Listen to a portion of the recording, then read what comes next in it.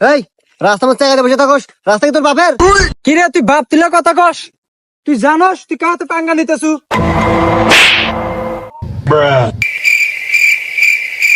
এ ভাই, আমি তো কিছু শুনতেছি না। শুনতেছো না মানে? তাহলে ডাক্তারের কাছে নিয়ে জানাবো।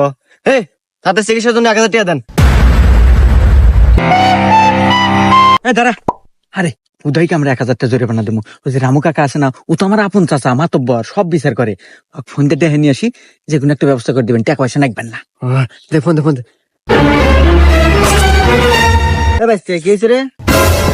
আরে কাকা দেখেন না, আমার বন্ধু চোর মেরা কানে ধান দিনা গালাইছে, আর কানে শুনতেছে না। এর একটু বিচার করে দেন। ঝামেলা তো হয়ে গেছে, আর পোলাটা কানেও শুনতেছে না, চিকিৎসা করা লাগবো। তাহলে সোহেল, চিকিৎসার জন্য 1000 টাকা দিয়ে দাও।